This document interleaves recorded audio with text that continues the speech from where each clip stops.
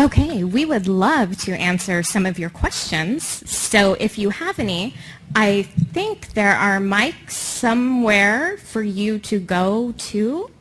That was really helpful, I know. You're welcome. Yeah. Oh, before the questions, though, I forgot to mention, Spartan Ops is going to be playable at San Diego Comic-Con next week. Okay, let's start with the person that I can't see on this side. Yes, hello. One of the biggest questions that I think is, that's on my mind, is do you think that you'd be able to hold true to the Halo storyline?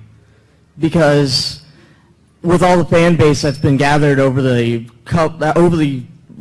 few games that have been made, I'm being led to believe that there might be a big disappointment if y'all don't do it right.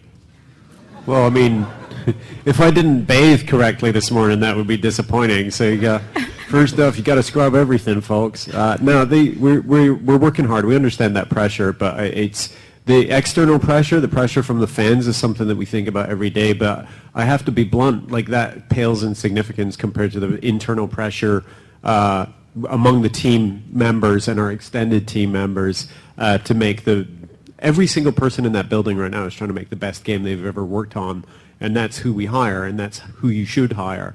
So the pressure is there, and we'll let the fans decide when the game comes out, but the effort and the energy poured into that effort is unbelievable. So that's all we can do.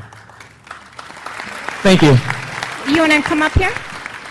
Okay, person I can't see on the right. I have a question for Forge. Are we going to get like weather or like time of day settings at all? Am I doing that? I think you should take that one, Frank. No. I will say there's a lot of things that you can do with the tools that are in there and obviously the fact that you render shadows and real-time lighting and stuff like that is really going to change the look of it. But one of my favorite things about the new lighting engine is the fact that the warning that it is now rendering the light is literally not on screen long enough for you to read the whole thing. So but I think you're going to be able to see an awful lot of really distinctive looking Forge maps that don't have the sameness that they've had traditionally, and things are just going to look much, much better. Yeah, kind of like Mike mentioned earlier, we have a really nice variety of Forge environments where this is probably the most tame of them, honestly. So we're very excited about that. Yeah, I should point out that is one of the Forge environments that's available and one of the palettes that we're talking about. So there's a lot of visual variety that will solve that, we think. Left.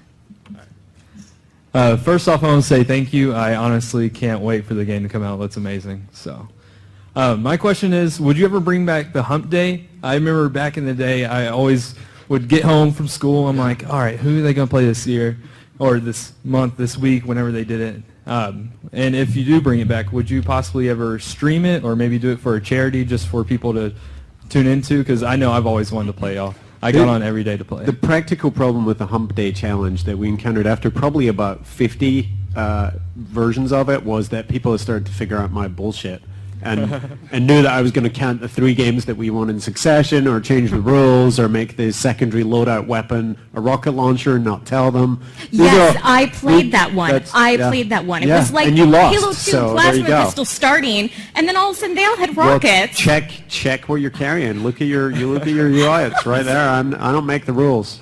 Actually, I did make the rules.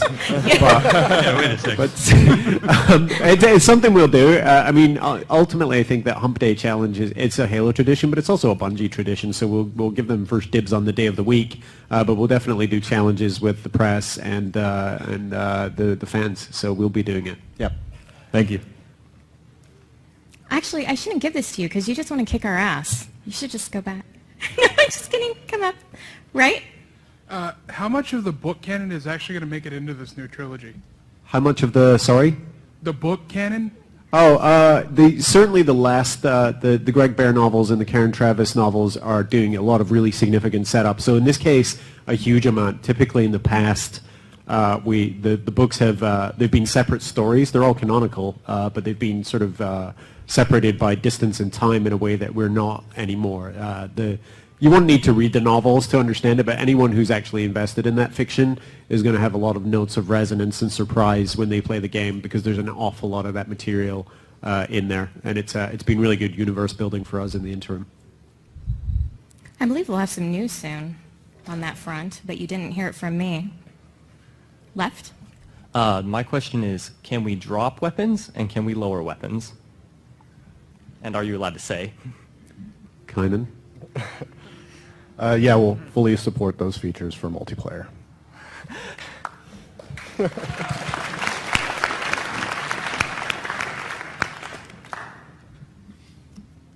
All right.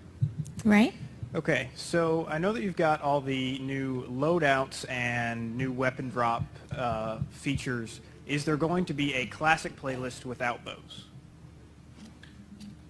So, I mean, the simple answer to this question, I'll let Kynan elaborate, is that we actually haven't finished the matchmaking playlists for the game. We're working on that now, obviously, as we sort of tune and finalize the rest of the systems. We're definitely going to concentrate on a fairly traditional but streamlined playlist selection when the game launches. But honestly, the real answer is that's all we can really say at this point. You're obviously going to see things like Infinity Slayer and traditional Slayer variants in there, but we're trying to make sure that we have a nice, focused, concise playlist management system in place for when Halo 4 launches. We definitely had a sort of complicated set of situations with Halo Reach, especially with the title update. The good news is that Reach started to creep back up in the charts as a result of some of that, but we understand people's frustration with how many playlists there are, things like Squad Slayer being moved out and all that stuff. So we take it really seriously. It's just a really hard problem to deal with, and we'll have more to say about the playlists closer to launch, but I think everyone in this room will certainly be happy with the selection.